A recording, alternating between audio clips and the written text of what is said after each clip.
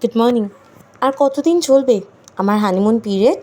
না না, আর চলবে না। আজকে সকালে অফিসে এসেই অনেক কাজ ছিল, এত কিছু সেজেগুজে আসার জন্য আর সকাল সকাল ঘুম থেকে উঠে ভিডিওই করা হয়নি। আজকে লাঞ্চে কী ছিল জানো? ওভারনাইট সোকড ওটস, সঙ্গে ছিল ফ্রুটস। তোমরা তো এই ওটসের রেসিপিটা আমার চ্যানেলে অনেকবার দেখিয়ে নিয়েছো। আমার যে এই ওটসটা খেতে এত ভালো লাগে কি বলবো। সকালে জাস্ট দুধ খেয়ে আমি চলে এসেছিলাম আজকে, আর এই ওটসটা আমি ওভারনাইট করেছিলাম ব্রেকফাস্টের জন্য, যেটা খেয়ে নিলাম লাঞ্চে।